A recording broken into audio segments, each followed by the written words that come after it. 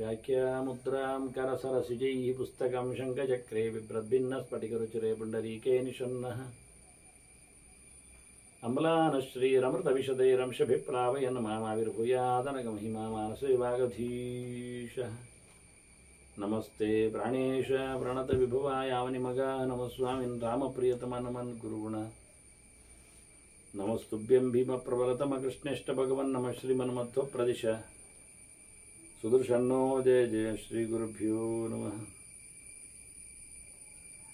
नारायणं सुरगुरुं जगदेकनाथं भक्तप्रियं सकललोकनमस्कृतं च त्रैगुण्यवर्जितमजं विभुमाद्यमीशं वन्दे भवग्रम् अमरासुरसिद्धवन्द्यं नारायणं नमस्कृत्य नरं चैव नरोत्तमं देवीं सरस्वतीं व्यासं ततो जयमुदीरये ವೇದವ್ಯಾಸುರ ಮಹಾಭಾರತದ ಚಿಂತಕರಿಗೆ ವಂದನೆಗಳು. ಶಾಂತಿ ಪರ್ವದ 331ನೆಯ ಪ್ರವಚನ. ಅದಾಗಲೇ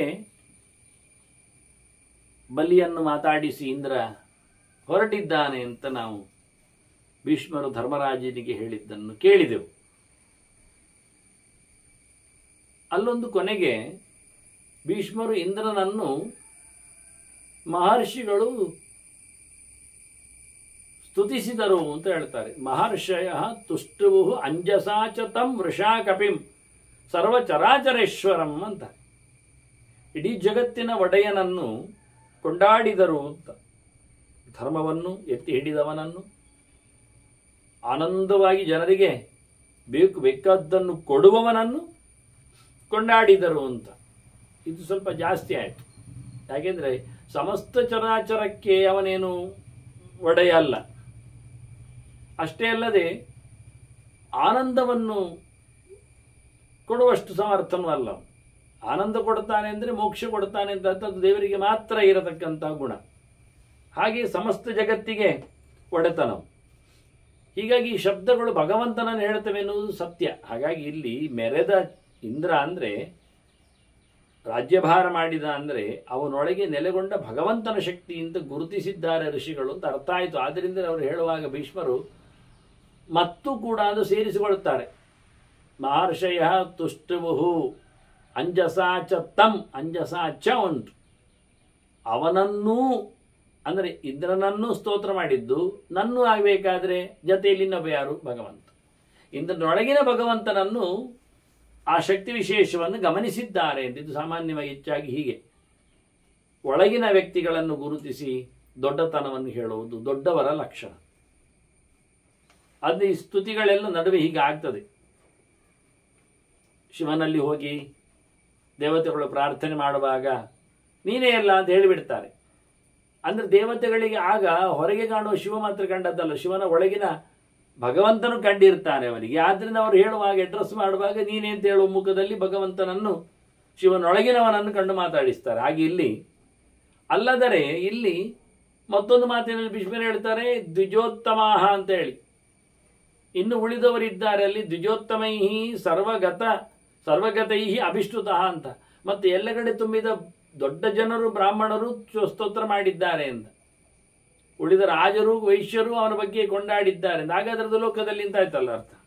ಹಾಗಾದ್ರೆ ಇಂದ್ರನನ್ನೇ ಅಂತಾಯ್ತದ ಅರ್ಥ. ಅಂದ್ರೆ ಮಹರ್ಷಿಗಳು ಅಂದ್ರೆ ತುಂಬಾ ತಿಳಿದವರು ಅಂತ ಅರ್ಥ. ತುಂಬಾ ತಿಳಿದವರು ತುಂಬಾ ನಾವನ್ನೇ ಸ್ತೋತ್ರ ಮಾಡಿದ್ದಾರೆ.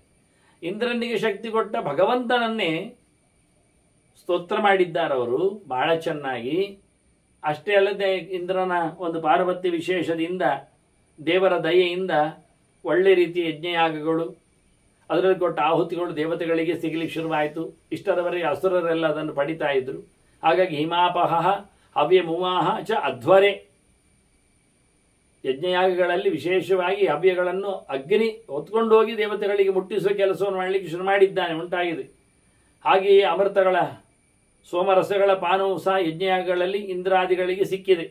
ವಿಶೇಷವಾಗಿ ಇಂದ್ರನೇ ಸೋಮಪಾನವನ್ನು ಮಾಡಿ ಯಜ್ಞಗಳಲ್ಲಿ ಪ್ರತ್ಯಕ್ಷನಾಗಿ ಅಮೃತವನ್ನು ಪ್ರಾಶನ ಮಾಡಿ, ದೇವತೆಗಳಿಗೆ ಅಮೃತ ಪ್ರಾಶನ ಸಹಜವೇ. ಅದರಿಂದ ತಥಾಮೃತಂ ಚ ಅರ್ಪಿತಂ ಈಶ್ವರೋಪಿಹಿ ಅಂತ, ಅವನಿಗೆ ಸಮರ್ಪಿತವಾದ ಅವನಿಗೆ ಕೊಟ್ಟಲ್ಪಟ್ಟಂತಹ ಅಮೃತವನ್ನು ಸಹ ಆತ ಸ್ವೀಕಾರ ಮಾಡಿದ್ದಾನೆ. ಹೀಗೆ ಇಂದ್ರನ ಸಂಭ್ರಮವನ್ನು ನಡೆದದ್ದನ್ನು ತಿಳಿಸಿಕೊಟ್ರು.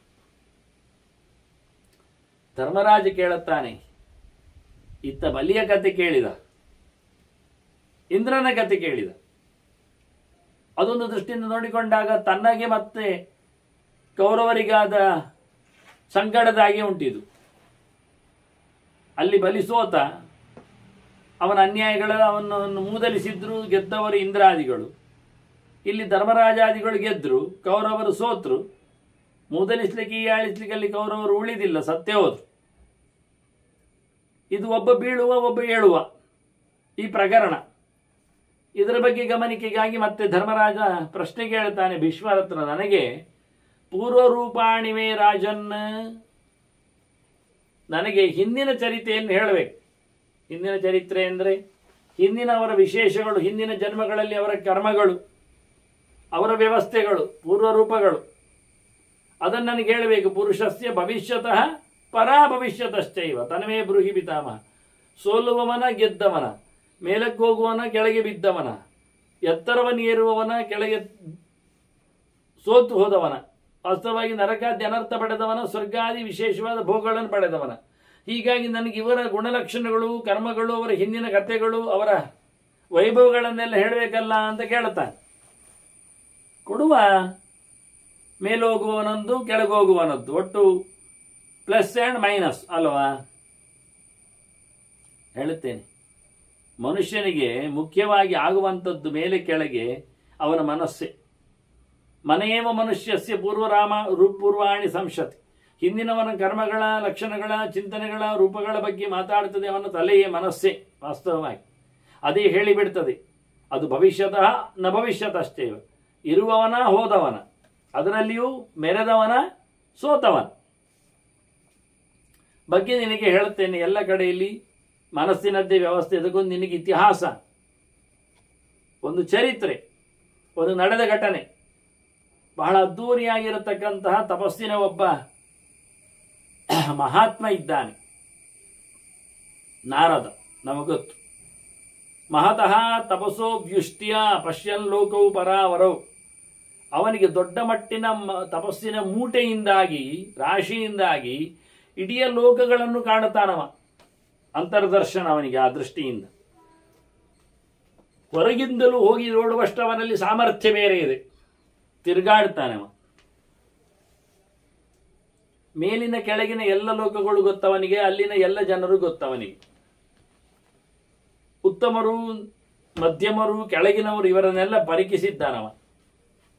ಯಾರಿಗೆ ಯಾರು ಅಡಿಯಾಳುಗಳು, ಯಾರಿಗೆ ಸೀನಿಯರ್ಸು, ನೋಡಿಕೊಳ್ಳುವವರು, ದೊರೆಗಳು ಅನ್ನುವುದು ಗೊತ್ತವನಿಗೆ. ಮುಖ್ಯವಾಗಿ ಗೊತ್ತಾಗಬೇಕಾದದೇ ಒಬ್ಬ ವ್ಯಕ್ತಿಯ ಇರುವಿಕೆ ಅರ್ಥ ಆಗೋದು ಅವನು ಎಷ್ಟು ಜನರಿಂದ ಕೆಳಗಿದ್ದಾನೆ, ಎಷ್ಟು ಜನರಿಂದ ಮೇಲಿದ್ದಾನೆ ನೋಡಿಕೊಳ್ಳುವುದರಲ್ಲಿ ಇರು. ಅದನ್ನೇ ನಾವು ಕಕ್ಷ್ಯಾ ತಾರತಮ್ಯ ಹೇಳ್ತೇವೆ, ತರಗತಿ ವ್ಯವಸ್ಥೆ ಅಂತೇವೆ. ಯಾರು ಮೇಲೆ ಯಾರು ಕೆಳಗೆ, ಯೋಗ್ಯತೆಯಿಂದ, ಹುಟ್ಟಿನಿಂದ, ಮೊದಲು ಬಂದದ್ದರಿಂದ, ಸಾಧನೆಗಳಿಂದ ಎಲ್ಲ ಲೆಕ್ಕ, ಭಕ್ತಿಯಿಂದ, ಜ್ಞಾನದಿಂದ ಎಲ್ಲ ನೋಡಲಿಕ್ಕೆ ಉಂಟು. ಹಾಗಾಗಿ ಇವರನ್ನು ಕೇವಲ ಹುಟ್ಟಿನಿಂದ ಮಾತ್ರ, ವರ್ಷ ಹೆಚ್ಚಾಗಿದೆ, ಬೆಳೆದು ನಿಂತಿದ್ದಾರೆ, ದೇಹದಿಂದ ಮಾತ್ರ ಹೇಳುವುದಲ್ಲ. ಮೊದಲು ಹುಟ್ಟಿದ್ದು ಒಂದು ಕಾರಣ ಉಂಟು ಕೆಲವೆಡೆ. ದೇಹವಂತೂ ಕಾರಣ ಇರುವುದೇ ಇಲ್ಲ. ದೇಹ ದೊಡ್ಡದು ನೋಡಿಕೊಂಡು ಯಾರು ಅಳತೆ ಮಾಡಿ ದೊಡ್ಡವ ಅಂತ ಹೇಳಿದ್ದಿಲ್ಲ. ಹಾಗೆ ಹೇಳಿದ್ರೆ ಬೆಟ್ಟ ಗುಡ್ಡಗಳನ್ನೆಲ್ಲ ಹೆಚ್ಚು ಹೇಳಬೇಕು, ಅವುಗಳು ಬಹಳ ದೊಡ್ಡದಿರ್ತಾವೆ, ಮರಮಟ್ಟುಗಳು ಹಾಗೆ. ಆದ್ರಿಂದ ಫಿಸಿಕಲಿ ವ್ಯಕ್ತಿಯ ದೊಡ್ಡತನ ಹೇಳುವುದು ಅವನ ಅಳತೆಯಲ್ಲಿ ಅಲ್ಲ, ನಿಜವಾಗಿ ಸಾಧನೆಯಲ್ಲಿ ಮುಖ್ಯವಾಗಿರುವಂಥದ್ದು. ಹಾಗಾಗಿ ನಾರದರು ಇವನ್ನೆಲ್ಲ ಹೆಚ್ಚು ಕಡಿಮೆಗಳನ್ನು ಅರಿತವರು. ಸಾಮಾನ್ಯ ಋಷಿಭಿ ಕತ್ವ ಬ್ರಹ್ಮಲೋಕ ನಿವಾಸಿಭಿ, ಬ್ರಹ್ಮಲೋಕದಲ್ಲಿ ಇರತಕ್ಕಂತಹ ಋಷಿಗಳ ಜೊತೆಯಲ್ಲಿ ಬಂದಿದ್ದಾರೆ ಒಮ್ಮೆ. ಸಾಮಾನ್ಯವಾಗಿ ಎಲ್ಲರಲ್ಲಿ ಒಂದಾಗಿ, ಎಲ್ಲರಲ್ಲಿ ಒಂದಂತೆ, ತಾನೊಂದು ಪ್ರೋಟೋಕಾಲ್ ಮಾಡಿಕೊಂಡು ದೊಡ್ಡ ಸ್ಥಿತಿ ಅಂತೇನಿಲ್ಲ. ಎಲ್ಲ ಮೇಲಿನ ಲೋಕದವರು, ಬ್ರಹ್ಮಲೋಕದವರು, ಸನಕಾದಿಗಳಲ್ಲಿ ಇರುವ ಹಾಗೆ ಅವರ ಜೊತೆಯಲ್ಲಿ ಇವ ಬಂದಿದ್ದಾನೆ. ಹೇಗೆ ಕಾಣ್ತಾನೆ ಹೇಳಿದರೆ, ಬ್ರಹ್ಮೇವ ಅಮಿತ ದೀಪ್ತೌಚ, ಮಗದೊಂದು ಬ್ರಹ್ಮನಂತೆ ಇದ್ದಾನೆ ನಾರದ, ಬ್ರಹ್ಮನ ಮಗ. ಅಷ್ಟು ತೇಜಸ್ಸು ಅವನಲ್ಲಿ, ಅಷ್ಟು ಭಗವಂತನ ಎಚ್ಚರವನಲ್ಲಿ. ಶಾಂತ ಪಾತ್ಮ, ಎಲ್ಲಿಯೂ ಯಾವತ್ತಿನ ಎಂದೂ ಸಹ ಅವನಲ್ಲಿ ಯಾವುದೇ ರೀತಿಯಾದಂಥ ಕೆಟ್ಟಗಳ ಯೋಚನೆಗಳು, ಕ್ರಿಯೆಗಳು, ಮಾತುಗಳು ಬರುವುದೇ ಇಲ್ಲ. ಮಹಾತಪ, ಕಾರಣವೇ ದೊಡ್ಡ ತಪಸ್ಸು, ದೇವರ ತಪಸ್ಸು. ಭಗವಂತನ ಬಗ್ಗೆ ಮಾತಾಡ್ತಾ ಇರೋದ್ರಿಂದ ಬಾಯಿಯಲ್ಲಿ ನಿಂದೆ ಬರುವುದಿಲ್ಲ. ಕೈಯಲ್ಲಿ ಭಗವಂತನ ನಾಮಚಿಂತನೆಯನ್ನು ಲೆಕ್ಕಾಚಾರದ ಮೂಲಕ ಜಪದಲ್ಲಿ ಮಾಡುವುದರಿಂದ ಅವನ ಬೇರೆ ಕೈಗಳು ಕೆಲಸ ಮಾಡುವುದಿಲ್ಲ. ಹೀಗೆ ದೇವರೆದುರು ಕೈ ಮುಗಿದುಕೊಂಡು ನಿಲ್ಲತಕ್ಕಂಥ ನಾರದರ ಕತೆ. ಮಹಾ ತಪಸ್ವಿ. ವಿಚಚಾರ ಯಥಾಕಾಲಂ ತ್ರಿಷು ಲೋಕೇಶು ನಾರದ. ಇಷ್ಟ ಬಂದೆಡೆಗೆ, 3 ವರ್ಗದ ಜನರೆಡೆಗೆ, ತಾಮಸರು, ರಾಜಸರು ಅವರ ಹತ್ತಿರದಲ್ಲಿಯೂ ಹೋಗಿದ್ದಾನೆ ನಾರದ. ಸಾತ್ವಿಕರಲ್ಲಿ ಅಂತೂ ಖಂಡಿತ ಒಡನಾಟ ಇರಲಿಕ್ಕೆ ಹೋಗಿದ್ದೇ ಇದ್ದಾನೆ. ಅಲ್ಲಿಯೂ ಬೇರೆ ಬೇರೆ ಪಂಗಡಗಳನ್ನು, ಜನರನ್ನು ಗುರುತಿಸ್ತಾನೆ, ಹೋಗಿ ಬರ್ತಾನೆ ಇವ. ಅಂತವರ ಕೇರಿಗೂ ಇವನುಗ್ಗಿದ್ದುಂಟು, ಇಷ್ಟ ಬಂದಾಗಿ. ಮತ್ತೆ ಹಾಗೆ ಒಮ್ಮೆ ಬಂದಿದ್ದಾನೆ ಬೆಳ್ಳಂಬೆಳಗ್ಗೆ, ಇನ್ನು ಸೂರ್ಯೋದಯ ಆಗದ ಹೊತ್ತು. ಅವ ಸ್ನಾನಕ್ಕೆ ಬಂದಿದ್ದಾನೆ. ಧ್ರುವದ್ವಾರ ಭವಾಂಗಂಗಾಂ ಜಗಾಮ ಅವದತಾರಚ. ಅವನ ಮೇಲಿಂದ ಇಳಿದದ್ದು ಕೆಳಗೆ. ದೊಪ್ಪನೆ ಎಲ್ಲ ಬಿದ್ದದ್ದಲ್ಲ, ಮೇಲಿನ ಲೋಕದಿಂದ ಬಂದಿದ್ದಾನೆ, ನಮ್ಮ ಲೋಕಕ್ಕೆ, ಭೂಲೋಕಕ್ಕೆ ಬಂದಿದ್ದಾನೆ. ಅದು ಎಲ್ಲಿ? ಗಂಗೆ ಹುಟ್ಟಿದ್ದಲ್ಲಿ. ಎಲ್ಲಿ ಗಂಗೆ ಹುಟ್ಟಿದ್ದು ಅಂದ್ರೆ ಧ್ರುವದ್ವಾರ. ಇದೀಗ ನಾವು ನೋಡುವಂಥದ್ದು ದ್ವಾರ ಗಂಗಾ ಹರಿದ್ವಾರ, ಗಂಗೆ. ಇನ್ನು ಮುಂದಕ್ಕೆ ಹೋದ್ರೆ ಬಿಂದು ಸರೋವರವನ್ನೆಲ್ಲ ನೋಡ್ತೇವೆ. ಅದಕ್ಕೂ ಆಚೆಗೆ ಧ್ರುವ ತಪಸ್ಸು ಮಾಡಿದ ಯಮುನೆಯ ಕಥೆ ಎಲ್ಲ ಇದು. ಇನ್ನೂ ಬೇರೆ ತಾಣದಲ್ಲಿ ಧ್ರುವದ್ವಾರಕ್ಕೆ ಬಂದಿದ್ದಾನೆ. ಅಲ್ಲಿನ ಗಂಗೆಯನ್ನು ಮೇಲಿಕ್ಕೆ ನಿಂತಿದ್ದಾನೆ. ಅದು ಮೇರು ಪಾದೋದ್ಭವಾಂ ಗಂಗಾಂ ನಾರಾಯಣ ಪದಾಚ್ಯುತಾಂ. ದೇವರ ಪಾದದಿಂದ ಚಿಮ್ಮಿರತಕ್ಕಂಥ ಗಂಗೆ ಇಲ್ಲಿಗ ಹರಿದು ನಿಂತದ್ದು ಮೇರುವಿನ ಬುಡದಲ್ಲಿ. ಮೇರು ಪರ್ವತ ದೀಪಗಳ ನಡುವೆ ನಿಂತದ್ದು, ಅದರ ಬುಡದಲ್ಲಿ ಹರಿದು ಬಂದಿದೆ ಗಂಗೆ. ಭಗವಂತನ ಪಾದೋದಕವೇ ಬಹಳ ಅದ್ಭುತವಾದ ತಾಣ. ಜೊತೆಯಲ್ಲಿ ಒಳ್ಳೆ ಅದ್ಭುತವಾದ ಮರ ಗಿಡಗಳು, ಅದರಲ್ಲಿ ಹೂ ಹಣ್ಣುಗಳು ಎಲ್ಲ ಚೆಲುವಾಗಿ ನಿಂತಿದೆ. ಇಂಥ ಅತ್ಯಂತ ಪ್ರಶಸ್ತವಾದ ಜಾಗದಲ್ಲಿ ಬಂದವ ಗಾಳಿಯ ಚಂದವಾದ ಸ್ಪರ್ಶ, ಇತ್ತ ನೆಲವೋ ಇನ್ನಷ್ಟು ಸುಂದರ ಬೇರೆ. ಹಾಗಾಗಿ ಯೋಹ ವಾತೋದ್ಭವಂ, ಒಂದು ದೃಷ್ಟಿಯಿಂದ ಎಂಹ ದೇವ ಜವಾಕೀರ್ಣಂ ತಪ್ತಕಾಂಚನ ವಾಲುಕಂ.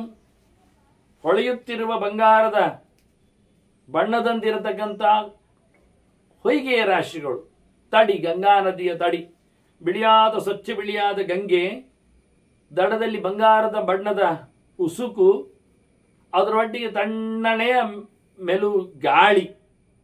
ಇಷ್ಟರ ಅನುಭವದಲ್ಲಿ ಆ ಜಾಗದಲ್ಲಿ ನಿಂತವ ನೋಡಿದ ದೇವತೆಗಳು ಈ ಲೋಕದ ತೀರ್ಥಗಳಲ್ಲಿ ಮೀತಾರೆ, ಮಿಂದು ಜಪ ಮಾಡ್ತಾರೆ. ಸ್ನಾತ್ವ ಸಂತರ್ಪ್ಯ ದೇವತಾ ಜಚಾಪಜಾಪ್ಯಂ ಧರ್ಮಾತ್ಮ. ಸ್ನಾನ ಮಾಡಿದ, ತರ್ಪಣಗಳನ್ನು ದೇವತೆಗಳಿಗೆ ಕೊಟ್ಟ, ಜೊತೆಯಲ್ಲಿ ಒಳ್ಳೆ ರೀತಿಯಿಂದ ಸವಿತೃಮಂಡಲ ಮಧ್ಯವರ್ತಿಯಾದ ನಾರಾಯಣನನ್ನು ಜಪ ಮಾಡಿದ. ತಲೆಯಲ್ಲಿ ಭಗವಂತನ ಯೋಚನೆ ಮಾಡುತ್ತಾ ಧರ್ಮನಿಷ್ಠನಾಗಿ ಕ್ರಮಬದ್ಧವಾಗಿ ಕೂತುಕೊಂಡು ಜಪಕ್ಕೆ, ಭಗವಂತನ ದರ್ಶನಕ್ಕೆ ಅಣಿಯಾದ. ಅಲ್ಲಿಗೆ ಇಂದ್ರ ಬಂದಾಗ ಸೇರಿಕೊಂಡ, ನೋಡ್ತಾನೆ. ಜೊತೆಯಲ್ಲಿ ಅವನು ಸಹ ಜಪತಪ ಅನುಷ್ಠಾನವನ್ನು ಮಾಡುತ್ತಾನೆ. ಒಳಗಾಗಿ ಇಲ್ಲಿಯ ನೀರಿನಲ್ಲಿ ದೇವತೆಗಳು ಮುಳುಗುವುದು ಉಂಟು ಅಂತ ಗೊತ್ತಾಯಿತು. ಇವತ್ತು ಕೆಲವರು ಕಂಡದ್ದುಂಟು, ಬೆಳಕಿನ ಶಕ್ತಿಗಳಾಗಿ ಅವರು ಮಿಂದಿ ಹೇಳುವುದನ್ನೆಲ್ಲ ಮಾನಸ ಮುಂತಾದ ಸರೋವರಗಳ ಕಡೆಗಳಲ್ಲಿ. ಅದು ಬೆಳಗ್ಗೆ 4 ಗಂಟೆಗೆ ಅಲ್ಲ. ಹಾಗೆ ಇವರು ಬೆಳಗ್ಗಿನ ಕಾಲದಲ್ಲಿ ಮುಳುಗೆದ್ದು ಅನುಷ್ಠಾನಗಳನ್ನು ಮಾಡಿದ್ದಾರೆ, ನಾರದ ಮತ್ತೆ ಇಂದ್ರ. ಕೊನೆಗೆ ಸ್ವಲ್ಪ ಹೊತ್ತು ಮಾತಾಡಲಿಕ್ಕೆ ಕೂತಿದ್ದಾರೆ ಅವರು ಅದೇ ನೆಲದಲ್ಲಿ, ಅದೇ ದಡಿಯಲ್ಲಿ. ಪುಣ್ಯಕರ್ಮ ವಿರಾಖ್ಯಾತಾ ದೇವರ್ಷಿ ಕಥಿತಾ ಕಥಾ. ದೊಡ್ಡ ದೊಡ್ಡ ಋಷಿಗಳು, ದೇವಋಷಿಗಳು, ಮಹರ್ಷಿ ಕಥಿತಾ ಅಂತಾರೆ. ಮತ್ತೆ ಪುನಃ ಪೂಜ್ಯರಾದಂತಹ ಋಷಿಗಳು, ದೇವತೆಗಳಿಗೂ ಸಂಪೂಜ್ಯರಾದವರು, ದೇವತೆಗಳಿಗೂ ಪಾಠ ಹೇಳುವ ಸಾಮರ್ಥ್ಯವುಳ್ಳವರು. ದೇವರು ಅಂದರೆ ಭಗವಂತನ ಬಗ್ಗೆ ಋಷಿ ಎಚ್ಚರವನ್ನು ಪಡೆದವರು.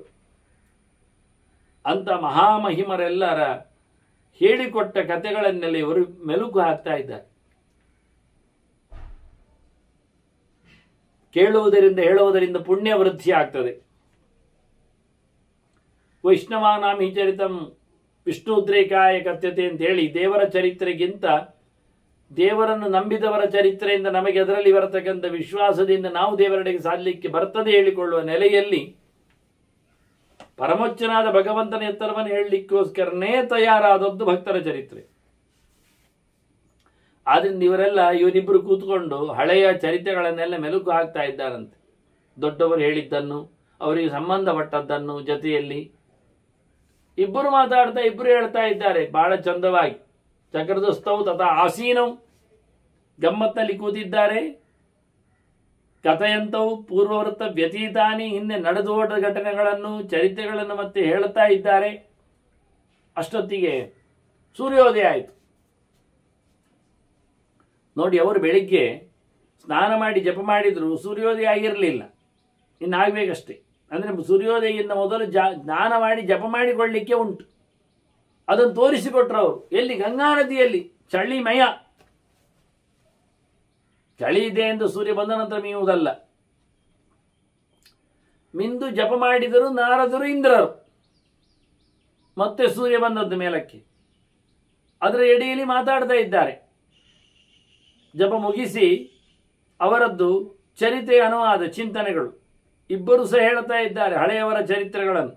ಇಂತಹ ರಾಜ, ಇಂತಹ ಋಷಿ ಹೇಳಿದ್ದು, ಇಂತಹ ಕಡೆಯಲ್ಲಿ ಆದದ್ದು, ಇಂಥವನ ವ್ಯಕ್ತಿತ್ವ ಹೇಳಿಕೊಂಡು ಕತೆಗೆ ಸಂಬಂಧಪಟ್ಟಂತೆ ದೊಡ್ಡ ದೊಡ್ಡ ಮನುಷ್ಯರನ್ನೆಲ್ಲ ಮಾತಾಡಿಸ್ತಾ ಇದ್ದಾರೆ. ಅವರ ಚಾರಿತ್ರ್ಯಗಳ ಬಗ್ಗೆ, ಅವರ ವೃತ್ತಿಯ ಬಗ್ಗೆ, ಅವರ ಇರುವಿನಿಕೆ ವ್ಯವಸ್ಥೆ, ಇದನ್ನು ಬಹಳ ಸುಂದರವಾಗಿ ಹೇಳಿಕೊಳ್ತಾರೆ. ಹೀಗೆ ಮಾಡಿಕೊಂಡವರು ಸೂರ್ಯಮಂಡಲ ಮಾಲೋಕ್ಯ ತೌ ಉತ್ಥಾಯ ಉಪತಸ್ತತು, ಎದ್ದು ಸೂರ್ಯನಿಗೆ ನಮಸ್ಕಾರ ಮಾಡಿತು. ಉದ್ವಯಂ ತವ ಸಸ್ಪರಿ ಜ್ಯೋತಿ ಪಶ್ಯಂತ ಉತ್ತರಂ ದೇವಂದೇ ವತ್ರ ಸೂರ್ಯವಗನ್ ಮಜ್ಯೋತಿರುತ್ತವಂ ಅಂತ ಹೇಳಿಕೊಂಡು ಉತ್ತರಂ, ಅತ್ಯತ್ತರವಾದ ಯದಾದಿತ್ಯಕ ದಂತೇಜಃ ಅಂತೇಳಿ ಭಗವಂತನ ವಿಶೇಷವಾದ ದಿವ್ಯ ಶಕ್ತಿಯನ್ನು ಒಳಗೊಂಡಂತಹ ಸೂರ್ಯಮಂಡಲದಲ್ಲಿ ಸೂರ್ಯನಲ್ಲಿ ಕೇಳಿಕೊಂಡು ನಿನ್ನ ಪರದೆಯನ್ನು ಸರಿಸು, ದೇವರನ್ನು ಕಾಣಿಸು. ತತ್ವಂಪುಷ ಅಭಾವರನ್ನು ಸತ್ಯಧರ್ಮಾಯ ದುಷ್ಟಯೇ, ದೇವರ ಚರ್ಯೆಯನ್ನು ಮಾಡುತ್ತಿರುವ ನನಗೆ ದೇವರನ್ನು ಕಾಣಬೇಕು, ನೀನು ತೋರಿಸಿಕೊಡಬೇಕು ಅಂತ. ಹಾಗೆ ಪ್ರತ್ಯಕ್ಷವಾದ ಒಂದು ಪ್ರತೀಕದಲ್ಲಿ ಭಗವಂತನ ಚಿಂತನೆಗಾಗಿ ಸೂರ್ಯನನ್ನು ಇಟ್ಟುಕೊಂಡ್ರು. ಕೃಷ್ಣ ಉದ್ದವನು ಹೇಳುವಾಗ ಅದೇ ಮೊದಲ ಪ್ರತಿಮೆಯಾಗಿ ಹೇಳ್ತಾನೆ, ಸೂರ್ಯೋಗಿನಿ ಬ್ರಾಹ್ಮಣೋ ಗಾವಹ ಅಂತ ಹೇಳಿಕೊಂಡು. ಹಾಗೆ ಇವರು ಸೂರ್ಯನ ಮಂಡಲ ಮೇಲೆ ಬರಲಿಕ್ಕೆ ಹೋಗಿ ಎದ್ದು ನಿಂತು ಕೈ ಮುಗಿದು ದಿವ್ಯಸ್ಥಾನಾದಿಗಳನ್ನು ಮಾಡಿ ಕೃಷ್ಣಾರ್ಪಣವನ್ನು ನಡೆಸಿ ಬಹಳ ಚೆನ್ನಾಗಿ ಭಗವಂತನ ಚಿಂತನೆಯಲ್ಲಿದ್ದಾಗ ಎದುರಲ್ಲಿ ದೊಡ್ಡದೊಂದು ಬೆಳಕು ಕಾಣ್ತದೆ ಅವರಿಗೆ. ಅರ್ಕಸ್ಯ ತೇಜಸಾ ತುಲ್ಯಂ, ಸೂರ್ಯನಾಗೆ ಉಂಟು ಈಗ, ಭಾರಿ ಬ್ರೈಟ್. ಹೋದ್ರ ಹತ್ತಿರ ವಿಕ್ರಾಂತವು ಪ್ರಾಂಜಲಿ ಸಮುಪಸ್ಥಿತವು ತೌತು ದೃಷ್ಟ್ವಾ, ಅದನ್ನು ನೋಡಿದ್ರು ಬಹಳ ಚಂದವಾಗಿದೆ ಅಂತ, ಬಹಳ ಅದ್ಭುತವಾಗಿ ಉಂಟು. ಅದು ಅವರಿಗೆ ಕಂಡ ತಕ್ಷಣ ಅವರ ಹತ್ತಿರಕ್ಕೆ ಬರ್ತಾ ಇದೆ. ತಯೋಹೋ ಸಮೀಪಂ ತಂ ಪ್ರಾಪ್ತಂ, ಹತ್ತಿರ ಬಂದದ್ದು ನೋಡಿ ಇವರು ಅದಕ್ಕೆ ಹೆದರದೆ ಹತ್ತಿರಕ್ಕೆ ಹೋಗಿದ್ದಾರೆ, ಕೈ ಮುಗಿದುಕೊಂಡು ಕೂತಿದ್ದಾರೆ. ಬಹಳ ಚಂದವಾದಂಥ ಅದನ್ನು ಅದ್ಭುತವಾಗಿ ನೋಡುತ್ತಾ, ಅದು ಆಕಾಶದಲ್ಲಿದೆ. ಎಷ್ಟು ಸ್ಪೀಡ್ ಆಗಿದೆ ಅಂದರೆ ತತ್ ಸುಪರ್ಣ ರಚಿತಂ, ಸುಪರ್ಣಾರ್ಕ ರಚಿತಂ, ಸೂರ್ಯನಿರುವ ಗರುಡಾದಿಗಳು ಹಾರುವ ಮೇಲಿನ ತಾಣದಲ್ಲಿ ನಿಂತಿದೆ. ಅಷ್ಟೇ ಪ್ರಖರವಾಗಿರತಕ್ಕಂತಹ ಸಂಚರಣಶೀಲವಾಗಿದೆ. ಹಾಗೆ ಆಸ್ಥಿತಂ ವೈಕುಂಠಂ ಪದಂ, ಆಕಾಶವನ್ನು ಏರಿರತಕ್ಕ ಅಷ್ಟು ವಿಶಿಷ್ಟವಾದಂತಹ ಒಂದು ವಿಮಾನದಂತೆ ಅದ್ಭುತವಾದ ಸಂಗತಿಯನ್ನು ಅವರು ನೋಡಿದರು. ಭಾವಿರಪ್ರತಿಮಂಬಾದಿ, ತ್ರೈಲೋಕ್ಯದ ಮೂರು ಲೋಕದಲ್ಲಿ ನೋಡಿದ್ರು ಆ ಪ್ರಕಾರವಾದ ವಸ್ತುವನ್ನು ಕಾಣಲಿಕ್ಕೆ ಆಗುವುದಿಲ್ಲ. ತ್ರೈಲೋಕ್ಯಂ ಅಭಿಭಾಸಯತ್, ಇಡೀ ಜಗತ್ತನ್ನು ಬೆಳಗಿಸುವಂತಹ ಒಂದು ಸಂಗತಿಯನ್ನು ನೋಡಿದರು ಅವರು. ನೋಡಿದಲ್ಲಿಯೇ ತಸ್ಮಿನ್ ತದಾ ಸತೀಂ ಕಾಂತಾಂ ಲೋಕಕಾಂತಾಂ ಪರಾಂ ಶುಭಾಂ ಧಾತ್ರೀಂ ಲೋಕಸ್ಯ ರಮಣೀಂ ಲೋಕಮಾತರಂ ಅಚ್ಯುತಾಂ ದದೃಶತು. ಅಲ್ಲಿ ಗನವೇ ನೋಡಿದ್ರು ಅವರು. ಅಲ್ಲಿ ಬಂದಾಗ ಬಹಳ ಚಂದವಾಗಿ ಅಲ್ಲಿ ಮಹಾಲಕ್ಷ್ಮಿಯನ್ನು ಕಂಡಿದ್ದಾರೆ ಅವರು. ವಾಸ್ತವವಾಗಿ ಕಂಡದ್ದೇನನ್ನು ಅಂತ ಮೊದಲೇ ಗಮನಿಸ್ತಾರೆ. ಭೀಷ್ಮರು ಹೇಳುತ್ತಾರೆ ಬಹಳ ಸುಂದರವಾಗಿ, ಅವರು ನೋಡಿದ ಪ್ರಕಾರ ಹಾಗಿತ್ತು ಎನ್ನುವ ನೆಲೆಯಲ್ಲಿ. ತಸ್ಮಿನ್ ತದಾ ಸತೀಂ, ಶುದ್ಧಳಾದವಳು, ಕಾಂತಾಂ, ಸುಖದ ಕೊಪ್ಪರಿಗೆ ಅವಳು, ಲೋಕಕಾಂತಾಂ, ಇಡೀ ಜಗತ್ತಿಗೆ ಆನಂದವನ್ನು ಕೊಡುವವಳು, ಪರಾಂ ಶುಭಾಂ, ಇಡೀ ಹೆಂಗಸಿನ ರಾಶಿಯಲ್ಲಿ ಅತ್ಯಂತ ಎತ್ತರದವಳು, ಶುದ್ಧ ಚಾರಿತ್ರ್ಯದವಳು. ಯಾಕೆ ಪ್ರಾಕೃತವಾದ ದೇಹವೇ ಇಲ್ಲದೆ ಇರಲಾಗಿ, ಅದರೊಟ್ಟಿಗೆ ಧಾತ್ರೀಂ, ಇಡೀ ಜಗತ್ತನ್ನು ಹೊತ್ತವಳು, ಲೋಕಸ್ಯ ರಮಣೀಂ, ಇಡೀ ಜಗತ್ತಿಗೆ ಆನಂದವನ್ನು ನೀಡುತ್ತಾಳೆ, ಸಂತೋಷಪಡಿಸ್ತಾಳೆ, ಲೋಕ ಮಾತರಂ ಅಚ್ಯುತಾಂ, ಲೋಕದ ಮಾತೆ. ಭಗವಂತ ಜಗತ್ತಿನ ತಂದೆ ಆದರೆ ಈಕೆ ಮಹಾಲಕ್ಷ್ಮಿ ತಾಯಿ. ಯಾವುದಕ್ಕೂ ಕೊರತೆ ಇಲ್ಲದ ರೂಪ ಇವಳದ್ದು. ಅತ್ಯಂತ ವಿಲಕ್ಷಣವಾದ ಸಂಭ್ರಮದ ಬಗೆಯವಳದ್ದು. ಪ್ರಾಕೃತವಾದದ್ದು ಯಾವುದೇ ಅವಳಲ್ಲಿಲ್ಲ. ದಿವ್ಯಾಭರಣ ಶೋಭಾಭಿಹಿ ಅಪ್ಸರೋಭಿಹಿ ಪುರಸ್ಕೃತಾಂ. ಅವಳ ಸುತ್ತಮುತ್ತಲು ಇರತಕ್ಕಂತಹ ಮಂದಿಗಳು, ಅಪ್ಸರೆಯರು ಸಹ ಬಹಳ ಚಂದವಾಗಿದ್ದಾರೆ. ಅಲೌಕಿಕವಾದ ಬೆಳಕು ಅವಳದ್ದು, ಲೋಕದ ಕಥೆಯಲ್ಲ ಅವರದ್ದು. ಅವಳು ಸುತ್ತಮುತ್ತಲಿನ ಪರಿಚಾರಿಕೆಯರಾಗಿ ನಿಂತ ಅಪ್ಸರೆಯರೇ ಅಷ್ಟು ಚೆಲುವಿದ್ದಾಗ ಇವಳ ಚೆಲವು. ಬೃಹತೀಂ ಅಂಶುಮತ್ ಪ್ರಖ್ಯಾಂ, ಸೂರ್ಯನಂತಹ ಪ್ರಖರವಾದ ಬೆಳಕು, ಅಷ್ಟೇ ತೇಜಸ್ಸು, ಅಷ್ಟೇ ಒಂದು ಗಾಂಭೀರ್ಯ, ಅಷ್ಟೇ ಚೆಲುವು. ಬೃಹತ್ ಭಾನೋರಿವ ಅರ್ಚಿಷಂ, ಬೆಂಕಿಯ ರಾಶಿಯಲ್ಲಿ ನೋಡಿಕೊಂಡಾಗ ದೊಡ್ಡ ಸೂರ್ಯನಂತೆ ಕಂಗೊಳಿಸ್ತಾ ಇದ್ದಾಳೆ ಇವಳು. ಹತ್ತಿರಕ್ಕೆ ಬಂದಿದ್ದಾಳೆ. ಇವರು ಗಮನಿಸ್ತಾರೆ, ಆ ಆಕಾಶ ಮಾರ್ಗದಲ್ಲಿ ಬಹಳ ದೊಡ್ಡದಾದ ಒಂದು ಮಂದಿರದಂತೆ ಅದರಲ್ಲಿ ಇರತಕ್ಕಂತಹ ಕೃಷ್ಣನನ್ನು, ಅಲ್ಲಿ ಬಹಳ ಮಂದಿರವಾಗಿರತಕ್ಕಂತಹ ಮಹಾಲಕ್ಷ್ಮಿಯನ್ನು ನೋಡ್ತಾ ಇದ್ದಾರೆ. ಅಚ್ಯುತ ಅಂತ ದೇವಿಗೆ ಹೆಸರಿಲ್ಲಿ, ಸ್ತ್ರೀಲಿಂಗದಲ್ಲಿ, ಕೃಷ್ಣ ಅಲ್ಲ. ದೇವಿಯನ್ನು ನೋಡಿದ್ದಾಳೆ. ಬಹಳ ವಿಶೇಷವಾದಂತಹ ಅಲಂಕಾರ ಇದೆ. ಬೃಹತೀಂ ಅಂಶುಮತ್ ಪ್ರಖ್ಯಾಂ, ಬೃಹತ್ ಭಾನೋರಿವ ಅರ್ಚಿಷಂ, ನಕ್ಷತ್ರ ಕಲ್ಪಾಭರಣಂ, ನಕ್ಷತ್ರಕ್ಕೆ ಸಮನಾಗಿರತಕ್ಕ ಆಭರಣಗಳು, ತಾರಾ ಪಂಕ್ತಿ ಸಮಸ್ರಜಂ, ಇತರ ನಕ್ಷತ್ರಗಳಂತೆ ಇರತಕ್ಕ ತಾರೆಗಳು, ಮಿನುಗುವವುಗಳು, ನಕ್ಷತ್ರಗಳು, ಗ್ರಹಗಳ ಜೊತೆಯಲ್ಲಿರುವವುಗಳು, 28 ಪ್ರಧಾನವಾದ ನಕ್ಷತ್ರಗಳು, ಇವೆಲ್ಲದರ ಬಹಳ ದೊಡ್ಡದಾಗಿರತಕ್ಕಂಥ ಆಭರಣಗಳು ಕಾಣ್ತಾ ಇವೆ. ಅಷ್ಟು ಬೆಳಕು ಅಲ್ಲಿದೆ, ಮಿನುಗುವಂಥದ್ದು. ಅಂತಹ ಶ್ರೀಯಂ ದದೃಶುತು ಪದ್ಮಾಂ, ಸಾಕ್ಷಾತ್ ಪದ್ಮ ತಳಸ್ಥಿತಾಂ, ನೇರ ಪದ್ಮದಲ್ಲಿ ಬಂದವಳನ್ನು ನೋಡ್ತಾ ಇದ್ದಾರೆ. ಅದರಲ್ಲಿ ನಿಂತುಕೊಂಡಿದ್ದಾಳೆ ಅವಳು ಪದ್ಮದಲ್ಲಿ. ಅವಳಿಗೆ ಪದ್ಮ ಅಂತ ಹೆಸರು. ಭಗವಂತನ ನಿರಂತರ ಹಾಡುವವಳು, ಹೇಳುವವಳು, ಪದಗಳಿಂದ ಚಿಂತನೆ ಮಾಡುವವಳವಳು ಅಂತ ನಿಲ್ಲಿಸದೆ ಒಂದು ಮುಖದಲ್ಲಿ, ಪ್ರಳಯ ಕಾಲದಲ್ಲಿ ಮಾತ್ರ ಅಲ್ಲದೆ ನಿತ್ಯ ಅಭಿಮಾನಿನಿಯಾಗಿ ವೇದಕ್ಕೆ ಹೊಸ ಹೊಸ ವೇದಗಳನ್ನು ಭಗವಂತನ ವಿಷಯದಲ್ಲಿ ಕಾಣುವವಳು, ಹೇಳುವವಳು. ಅಂತ ಲಕ್ಷ್ಮಿಯನ್ನು ನೋಡಿದಾಗ ಆಕೆ ಇಳಿದು ಬಂದಿದ್ದಾಳೆ ವಿಮಾನದಿಂದ, ದಿವ್ಯವಾದ ವಿಮಾನದಿಂದ. ಇಂದ್ರ ಮೊದಲು ಹೋಗಿದ್ದಾನೆ, ಹಿಂಬದಿಯಲ್ಲಿ ನಾರದರು ಬರ್ತಾರೆ. ಇಂದ್ರ ತನ್ನನ್ನು ಹೇಳಿಕೊಂಡು ಕೈ ಮುಗಿದುಕೊಂಡು ಅವಳಿಗೆ ಉಪಚಾರಗಳನ್ನು ನಡೆಸ್ತಾನೆ, ಪೂಜೆಯನ್ನು ಮಾಡುತ್ತಾನೆ. ವಾಸ್ತವವಾಗಿ ಕೃತಾಂಜಲಿ ಪುಟಃ ದೇವೀಂ ಆವೇದ್ಯ ಆತ್ಮಾನಂ, ಆತ್ಮನ ತನ್ನನ್ನು ನಿವೇದ್ಯ, ಆತ್ಮಾನಮಾತ್ಮನ ತನ್ನನ್ನು ಅವಳಿಗೆ ಸಮರ್ಪಿಸಿಕೊಂಡು, ಚಕ್ರೇ ಚ ಅನುಪಮಾಂ ಪೂಜಾಂ ತಸ್ಯಾಶ್ಚ ಅಪಿ ಸ ಸರ್ವವಿತ್, ಎಲ್ಲವನ್ನು ತಿಳಿದವನಾಗಿ ಬಹಳ ಚಂದವಾಗಿ ಅವಳ ಪೂಜೆಯನ್ನು ಕ್ರಮಬದ್ಧವಾಗಿ ಅದಕ್ಕೆ ಪಾದ್ಯಾದಿಗಳ ಉಪಚಾರಗಳೊಂದಿಗೆ ನಡೆಸಿಕೊಟ್ಟಿದ್ದಾನೆ, ಕೇಳಿಕೊಂಡಿದ್ದಾನೆ, ಕೈ ಮುಗಿದುಕೊಂಡಿದ್ದಾನೆ. ನಾರದರು ಹಾಗೆ ಒಟ್ಟಿಗಿದ್ದಾನೆ. ಕೇಳಿದ ಇವ ಒಂದು 4 ಪ್ರಶ್ನೆ ಕೇಳ್ತಾನೆ. ಕಾತ್ವಂ, ಯಾರು ನೀನು ಅನ್ನುವುದಾಗಿ. ಮತ್ತೆ ಕೇನಚ್ಚ ಕಾರ್ಯೇಣ ಸಂಪ್ರಾಪ್ತ ಚಾರುಹಾಸಿನಿ, ಸುಂದರವಾದ ನಗು ಉಂಟು ನಿನಗೆ, ಏನು ಕೆಲಸಕ್ಕೆ ಬಂದೆ? ಮೊದಲನೇದ್ದು ಯಾರು ನೀನು ಅಂತ, ಎರಡನೇದು ನಿನ್ನ ಕೆಲಸ ಏನು ಅಂತ. ಏನು ಕೆಲಸಕ್ಕೆ ಬಂದೆ? ಚಂದ ಕಾಣ್ತೀಯಲ್ಲ, ನಗ್ತಾ ಇದೆಯಲ್ಲ, ನಗುವುದರಲ್ಲಿ ಏನು ಮಾಡಲಿಕ್ಕೆ ಉಂಟು ನಿನ್ನ ಕೆಲಸ? ಕುತಶ್ಚ ಅಗಮ್ಯತೆ ಶುಭ್ರು, ಚಂದವಾದ ಓರೆಯಾದ ಕಾಮನ ಬಿಲ್ಲಿನಂತೆ ಬಗ್ಗಿರುವ, ಒಂದಕ್ಕೊಂದು ತಾಗಿಸಿಕೊಳ್ಳದ ನಿನ್ನ ಚೆಲುವಾದ ಹುಬ್ಬಿ ಇದೆ, ನೋಡುವಾಗಲೇ ಏನೋ ಅನಿಸ್ತದೆ. ಹಾಗಾಗಿ ಎಲ್ಲಿಂದ ಬಂದದ್ದು ನೀನು? ಗಂತವ್ಯಂ ಕ್ವಚತೆ ಶುಭೆ, ಚಂದ ಕಾಣುವಳೆ ಮಂಗಳ ಸ್ವರೂಪಳೆ, ಹೋಗುವುದಾದ್ರೂ ಎಲ್ಲಿಗೆ? ಇನ್ನು ಯಾರ ಹತ್ರ ಹೋಗುವುದು ಎಲ್ಲಿಗೆ ಕೇಳಬಾರ್ದಂತೆ. ಅದಕ್ಕೋಸ್ಕರ ಇವ ಹೇಳಿಬಿಟ್ಟ ಇಂದ್ರ ಕೇಳುವಾಗಲೇ, ಶುಭೆ ಅಂದಿದ್ದಾನೆ, ಇದು ಮಂಗಳ ವಿಷಯ ಅಂತ ಅಮಂಗಳ ಅಲ್ಲ ಅಂತ. ಯಾಕೆ ನಮ್ಮಲ್ಲಿ ಎಲ್ಲ ಹೋದ್ರು ಹೇಳಿದರೆ ಸತ್ತೋದದ್ದಕ್ಕೆ ಮಾತ್ರ ಹೇಳುದು, ಅದಕ್ಕೆ ನಾವು ಹೋಗುವುದನ್ನು ಖಾಲಿ ಹೇಳಲಿಕ್ಕಿಲ್ಲ, ಹೋಗಿ ಬರ್ತೇನೆ ಹೇಳು.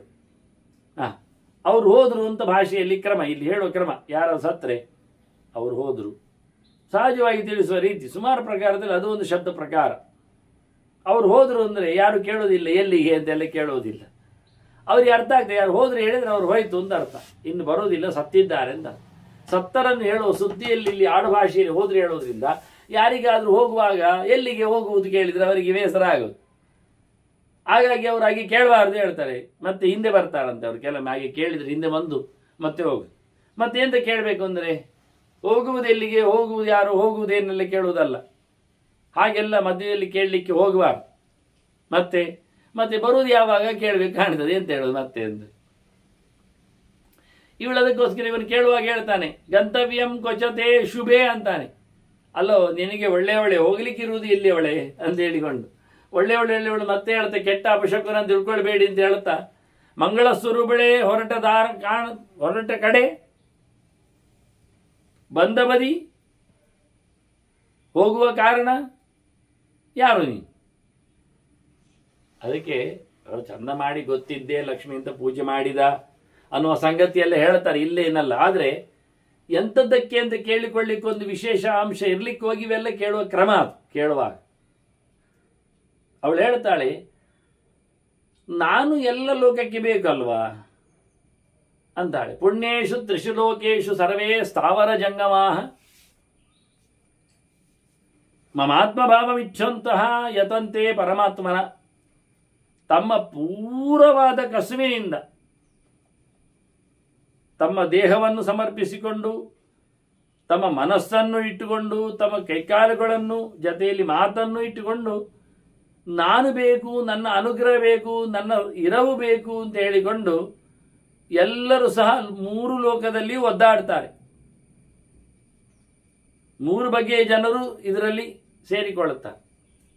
ಅವರಿಗೆ ನಾನು ಬೇಕು, ದೇವರೊಡನೆ ನನ್ನನ್ನು ತಿಳ್ಕೊಳ್ಬೇಕೆನ್ನುವುದು ಉತ್ತಮವಾದ ಪಕ್ಷಬಹುದು. ಹೀಗಾಗಿ ನನ್ನನ್ನು ಅತಿ ಪ್ರಯತ್ನದಿಂದ ಪ್ರತಿಯೊಬ್ಬರು ಗಮನಿಸ್ತಾರೆ ಅಂತ. ಸಾಹಂ ವೈ ಪಂಕಜೇ ಜಾತ ಸೂರ್ಯರಶ್ಮಿ ಪ್ರಬೋಧಿತೆ. ಸೂರ್ಯ ಬರುವಾಗ ಅರಳಿ ನಿಂತ ಕಮಲದಲ್ಲಿ ನಾನು ಎದ್ದು ಬಂದವಳು, ಹುಟ್ಟಿ ನಿಂತವಳು. ನನ್ನದು ತಾಣ ಪದ್ಮವೇ ಆಗಿದೆ. ಹಾಗೆ ಚತುರ್ಮುಖನು ಹುಟ್ಟಿದ್ದು ನಾಭಿ ಪದ್ಮದಲ್ಲಿ, ಹಾಗಾಗಿ ಅವನಿಗೂ ಪದ್ಮಮಂಡಲದಲ್ಲಿ ಪೂಜೆ ಪುನಸ್ಕಾರ. ಹಾಗಾಗಿ ಎಲ್ಲ ದೇವತೆಗಳು ಅವನ ಅಧೀನರಾದ್ರಿಂದ ಎಲ್ಲ ದೇವತೆಗಳನ್ನು ಪೂಜೆ ಮಾಡೋದಾದ್ರೆ ವೃತ್ತವೇ ಮಾಡಲಿಕ್ಕೆ, ಮಂಡಲವೇ ಮಾಡಲಿಕ್ಕೆ, ಚೌಕ ಮಾಡಲಿಕ್ಕಿಲ್ಲ, ಉರುಟೆ ಪದ್ಮವೇ ಮಾಡಲಿಕ್ಕೆ, ಮತ್ತೆ ಪದ್ಮ ಉರುಟೆ ಇರ್ತದೆ. ಅಷ್ಟದಳವೇ ವಿಶೇಷ ಇನ್ನು ಹೇಳೋದಾಗಿದ್ರು. ಹಾಗಾಗಿ ಇವಳು ನಾನು ಪದ್ಮದಲ್ಲಿ ಸೂರ್ಯ ಅರಳಿದಾಗ, ಸೂರ್ಯ ಅಂದರೆ ನಾರಾಯಣನೇ, ದೇವರು ಮೆಚ್ಚಿದಾಗ ನಾನು ಅರಳಿ ನಿಂತೆ, ಇಡೀ ಜಗತ್ತನ್ನು ನಾನು ಒಳಗೊಂಡವಳು, ನನ್ನೊಳಗೆ ಭಗವಂತ ನಿಲ್ಲಿಕ್ಕಿದ್ದಾನೆ, ಹಾಗಿದ್ದೇನೆ ಅಂತ ಅವಳು ಹೇಳಿಕೊಳ್ತಾರೆ. ಭೂತ್ಯರ್ಥಂ ಸರ್ವಭೂತಾನ ಪದ್ಮಶ್ರೀಹಿ ಪದ್ಮಮಾಲಿನಿ. ನಾನು ಪದ್ಮ ಹೊತ್ಕೊಂಡವಳು, ಪದ್ಮ ಧಾರಣೆ ಮಾಡುವವಳು, ನಾನು ಪದ್ಮದ ದಳದಂತೆ ಉದ್ದವಾದಂಥ ಕಣ್ಣು ಹೊತ್ತವಳು, ಪದ್ಮದ ಪರಿಮಳ ಬರುವವಳು ನಾನು ಅಂಥವಳು ನಾನಿದ್ದೇನೆ ಅಂತ ಪದ್ಮಮಾಲಿನಿ ಮಹಾಲಕ್ಷ್ಮಿ ತನ್ನ ಪರಿಚಯವನ್ನು ಇಡೀ ಜಗತ್ತು ತನ್ನನ್ನು ಆಸೆಯಲ್ಲಿ ನೋಡುತ್ತದೆ, ಅನುಗ್ರಹಕ್ಕಾಗಿ ಕಾಯ್ತದೆ ಎನ್ನುವುದನ್ನು ಹೇಳಿಬಿಟ್ಲು. ಮತ್ತೆ ಲಕ್ಷ್ಮಿ ತನ್ನ 16 ವಿಭೂತಿಗಳ ಬಗ್ಗೆ, ಕಲೆಗಳ ಬಗ್ಗೆ ಹೇಳಿಕೊಳ್ತಾಳೆ. ಸುಮಾರಾಗಿ ಗೀತೆಯಲ್ಲಿ ಬರುವಂಥದ್ದಾದರೂ ಇಲ್ಲಿ ಸ್ಪಷ್ಟವಾಗಿ ಅವುಗಳ ಉಲ್ಲೇಖ ಮಾಡುತ್ತಾ, ಒಂದು ದೃಷ್ಟಿಯಿಂದ ಮಹಾಲಕ್ಷ್ಮಿ 16 ರೂಪಗಳು ಅಥವಾ ಶಕ್ತಿಗಳು ಎಲ್ಲ ಒಂದೇ ಬಗೆಗಳು, ಅದನ್ನಿಲ್ಲಿ ಪಟ್ಟಿ ಮಾಡಲಿಕ್ಕೆ ಬಿಟ್ಟಿದ್ದಾಳೆ. ಹೀಗಾಗಿ 16 ಎನ್ನುವುದು ಪೂರ ಆಗಲಿಕ್ಕೆ ಷೋಡಶಕಲ ಪುರುಷ ಅಂತ ಹೇಳಿದ ಸಂಖ್ಯೆ ಅದು. ಅಲ್ಲಿಗೆ ಮುಗಿಯಿತು ಅಂತಲ್ಲ, ಎಷ್ಟೋ ಇರ್ತದೆ. ಒಂದು ಕಡೆ ಬಂದಾಗ ಒಮ್ಮೆ ಹೇಳಿದಾಗ ಹೀಗೆ ಲಕ್ಷ್ಮಿ ಇಲ್ಲಿ ಹೇಳ್ತಾಳೆ, ಭೀಷ್ಮರ ಹೇಳ್ತಾರೆ ಹೇಗಿದ್ದಾಳೆ ಅಂತ. ಇದನ್ನು 16 ಇಟ್ಟುಕೊಂಡೆ ಅವರು ಷೋಡಶ ಮಾತೆಯರು ಪೂಜೆ ಅಂತ ಹೇಳಿಕೊಂಡು 60 60 ಮಾಡಲಿಕ್ಕೆ ಆಗುವುದಿಲ್ಲ. 6 ಮಾಡಿದರೆ ಕಮ್ಮಿ ಆಗ್ತದೆ. 61 ಮಾಡುವ ಹೇಳಿ 61ನೇ ವರ್ಷಕ್ಕೆ 60 ಕಳೆದು ಮಾಡುವುದಲ್ವ. ಶುರುವಾದದ್ದು 61 ಅಲ್ಲ, ಅದಕ್ಕೆ 61 ಶುರುವಾದದಕ್ಕೆ 61 ಮಾಡುವುದಿಲ್ಲ, ಉಲ್ಟಾ ಬಲ್ಟಾ 16 ಮಾಡಿ ಮುಗಿಸ್ತಾರೆ. ಮಾಡ್ಲಿಕ್ಕೆ ಒಂದು ಕಾರಣ ಹೇಳಿದ್ನ. ನಿಜವಾಗಿ ಅವರು ಮಾಡುವವರು ಮಾಡಿದರೆ ಇಲ್ಲಿಯ ಮಹಾಲಕ್ಷ್ಮಿಯ 13 ವಿಭೂತಿಗಳನ್ನಾದರೂ ಕಲಿತು ಮಾಡಲಿ, ಇಷ್ಟೇ ವಿಷಯ. ಅದನ್ನಾದರೂ ಸೇರಿಸಿಕೊಳ್ಳಿ. ಯಾರಾದರೂ ಯಾರಿಗಾದರೂ ಪತಿವ್ರತೆಯರನ್ನು ಅಥವಾ ಪತಿ ಸಮೇತ ಅಂದರೆ ದಂಪತಿಯರನ್ನು ಕರೆದು ಪೂಜೆ ಪುನಸ್ಕಾರಗಳನ್ನು ಮಾಡಬೇಕು ಅಂತ ಇದ್ದರೆ ಅವರಿಗೆ ಊಟ ಹಾಕಿ ಉಪಚಾರ ನಡೆಸಿ ಗಾಳಿಯಾಗಿ ಮಲಗಿಸಿ ಅವರಿಂದ ಅನುಗ್ರಹ ಪಡಿಬೇಕು, ಹೊಸ ಮನೆ ಹಾಗೆ ಹೀಗೆ ಅಂತ ಆಗಿದ್ರೆ ಅವರೀರ್ವರನ್ನು ಕರೆಯುವಲ್ಲಿ, ವಿಭೂತಿಗಳನ್ನು ಮನೆಗೆ ಕರೆಯುವಲ್ಲಿ 16 ಲೆಕ್ಕದಲ್ಲಿ ಕರೆಯುವುದು ಚಂದ ಉಂಟು. ಅದ್ಯಾರು 16 ಜನ ಅಂದರೆ ಇವಳು ಹೇಳ್ತಾಳೆ, ಅಹಂ ಲಕ್ಷ್ಮೀ ಅಹಂ ಭೂತಿ, ಆನಂತರ ಶ್ರೇಷ್ಠಾಹಂ ಬಲಸೂದನ, 3 ಆಯ್ತು. ಅಹಂ ಶ್ರದ್ಧಾಚ ಮೇಧಾಚ ಸನ್ನತಿ ವಿಜಿತಿ ಸ್ಥಿತಿ, ಮತ್ತೆ ಅಹಂ ಧೃತಿ ಅಹಂ ಸಿದ್ಧಿ ಅಹಂ ಸಂಭೂತಿರೇವಚ ಅಹಂ ಸ್ವಾಹ ಸ್ವಧಾ ಚೈವ ಸಂಸ್ತುತಿ ನಿಯತಿ ಕೃತಿ. ಹೀಗೆ ಅಷ್ಟು 16 ಗುಣಗಳ ರೂಪಗಳ ಬಗ್ಗೆ ಇವಳು ಹೇಳಿಬಿಡ್ತಾಳೆ, ನಾನು ಯಾರು ಅಂತ. ನಾನು ಲಕ್ಷ್ಮಿ ಇದ್ದೇನೆ. ಯಾ ದೇವಿ ಸರ್ವಭೂತೇಶು ಲಕ್ಷ್ಮೀ ರೂಪೇಣ ಸಂಸ್ಥಿತ ನಮಸ್ತಸ್ಯೇ ನಮಸ್ತಸ್ಯೇ ನಮಸ್ತಸ್ಯೇ ನಮೋ ನಮಃ ಅಂತ ಮಾರ್ಕಂಡೇಯ ಪುರಾಣದಲ್ಲಿಯೂ ವೇದವ್ಯಾಸರು ಹೇಳಿದ್ದಾರೆ ಹೇಗಿರ್ತಾಳೆ ಲಕ್ಷ್ಮಿ ಅಂತ.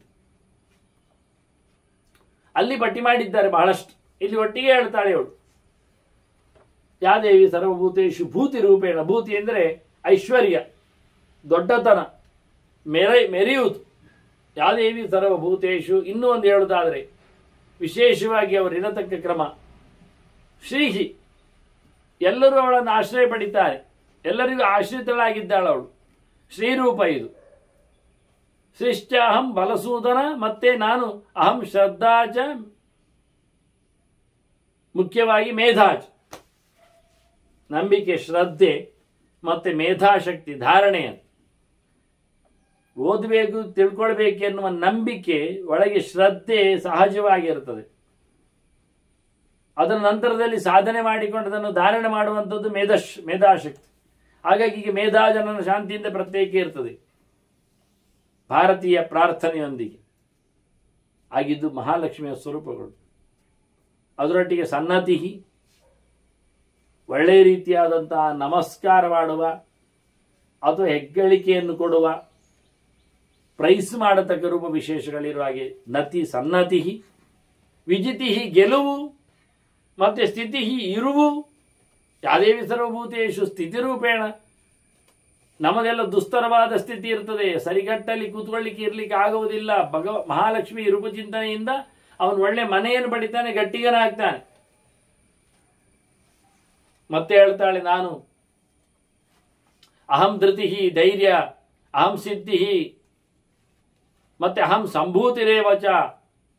ಇನ್ನಷ್ಟು ದೊಡ್ಡ ಮಟ್ಟಿನ ಮಹಾ ಭಗವಂತನನ್ನು ಹೊತ್ತು ನಿಂತ ಸಂಗತಿ ನಾನು. ಅಂದರೆ ಭಗವಂತ ಗೇ ಪ್ರವಿಸಂಭೂ ಸಕಃ ವಿಷ್ಣುವಾಚ. ಭಗವಂತನ ಜೊತೆಯಲ್ಲಿ ಇರುವವಳು ಯಾವತ್ತು ನಾನು, ಹಾಗೂ ಚಿಂತನೆ ಮಾಡಿ ಅಂತಾಳೆ. ಮತ್ತೆ ನಾನೇ ಅಗ್ನಿಯಲ್ಲಿ ಆಹುತಿ ಕೊಡುವಾಗ ಸ್ವಾಹಾಳಾಗಿ ನಿಲ್ತೇನೆ.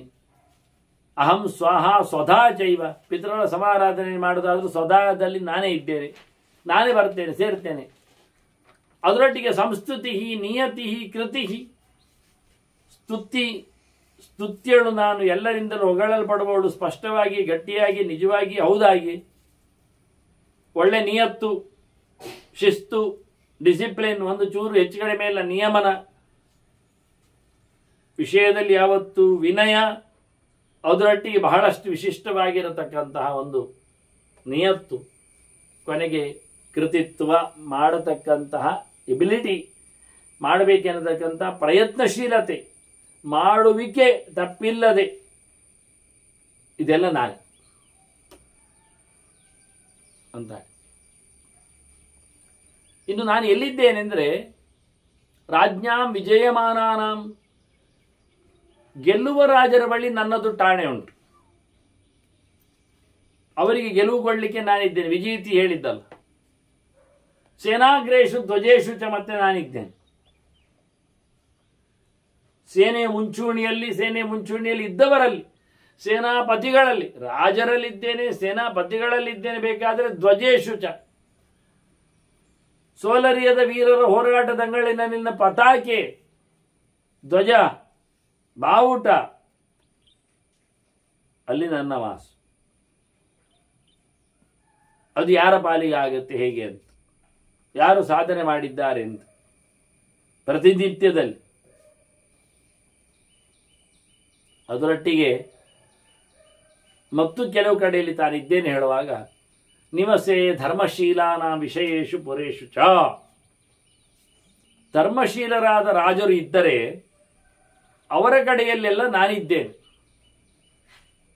ಧರ್ಮವನ್ನು ಬೆಳಗಿಸಿಕೊಳ್ಳತಕ್ಕಂಥ ಜನರಲ್ಲಿ ನನ್ನ ಇರುವಿಕೆ.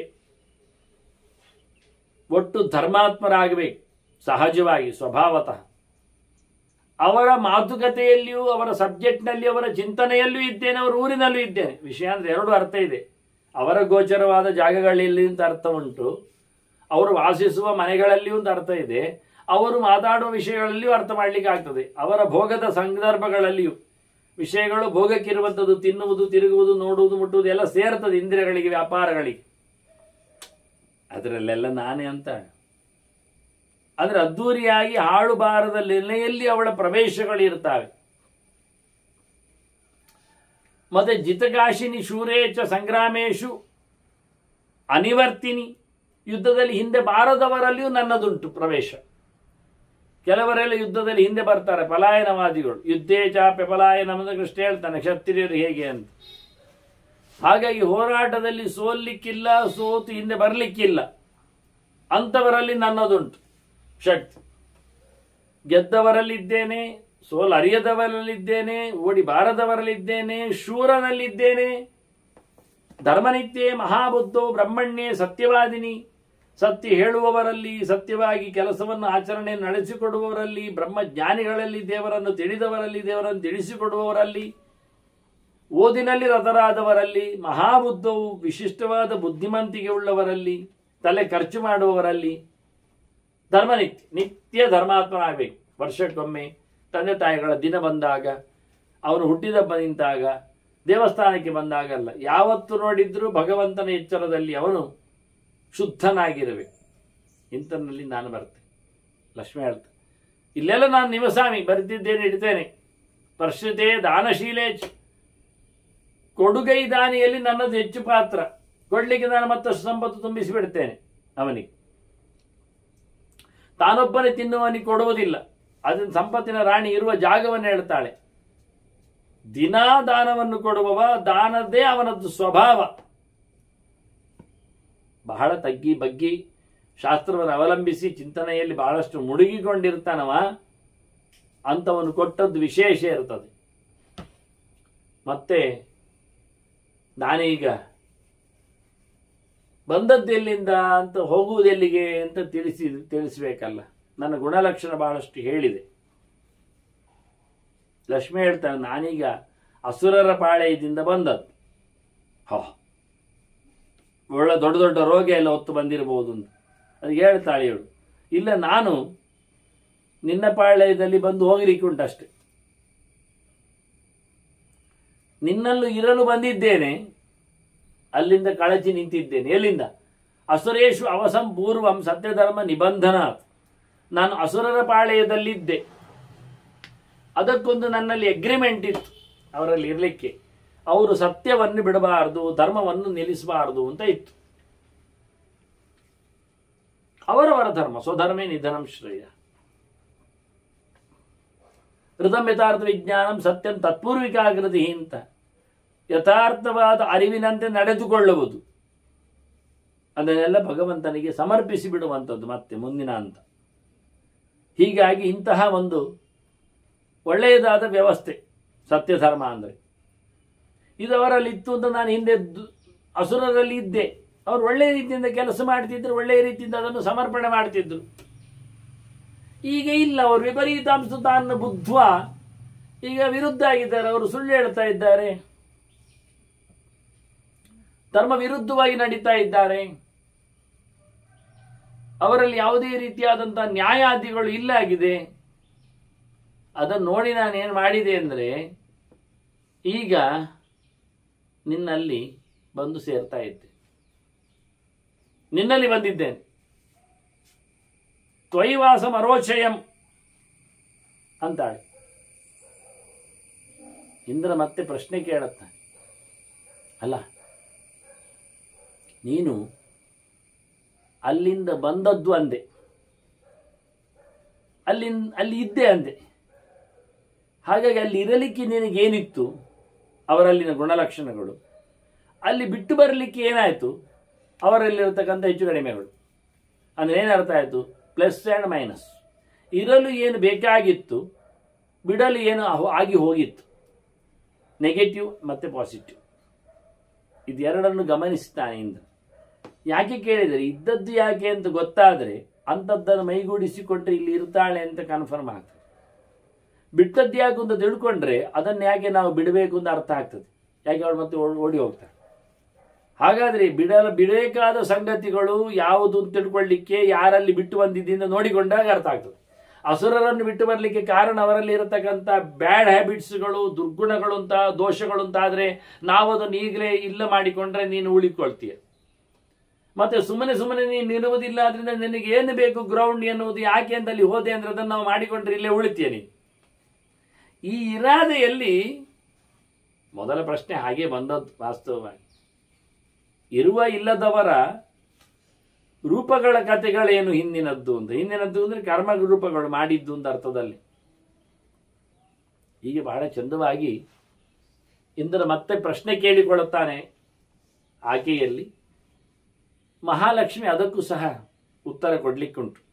ಇವತ್ತು ಮಹಾಲಕ್ಷ್ಮಿ ಯಾವ ನೆಲೆಯಲ್ಲಿ ಇದ್ದಾಗ ಎಂಥವರ ಉಚ್ಛ್ರಾಯವು ಅವಳಿಗೆ ಇಷ್ಟವಾಗಿದೆ, ಎಂಥವರು ಬೀಳಲಿಕ್ಕೆ, ಸಂಪತ್ತಿಲ್ಲದೆ ದರಿದ್ರರಾಗಲಿಕ್ಕೆ ಕಾರಣ ಏನಲ್ಲಿ ಅನ್ನುವುದಕ್ಕೂ ಲಕ್ಷ್ಮಿ ಏನು ತಟಸ್ಥ, ಕರದಲ್ಲಿ ಹೋಗ್ಲಿ, ಕರದಲ್ಲಿ ಹೋಗುವುದಿಲ್ಲ, ಕರೆ ಇದ್ದಲ್ಲಿ ಹೋಗ್ತಾಳೆ ಅವಳು. ಇವರಲ್ಲಿ ಕರೆ ಇಲ್ಲ, ಆ ಪ್ರಾಮಾಣಿಕತೆ ಇಲ್ಲ, ಯೋಗ್ಯತೆ ಇಲ್ಲ, ಆದ್ರಿಂದ ಹೋಗುವುದಿಲ್ಲ.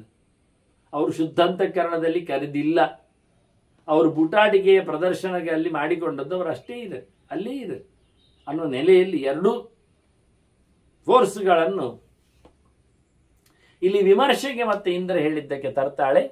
ಅದನ್ನು ಮತ್ತೆ ಆಕೆಯ ಮಾತುಗಳಲ್ಲಿ ನಾವು ಕೇಳುವ ವಂದನೆಗಳೊಂದಿಗೆ ಶ್ರೀಕೃಷ್ಣಾರ್ಪಣಮಸ್ತು. ನಾರಾಯಣ ನಾರಾಯಣ ನಾರಾಯಣ.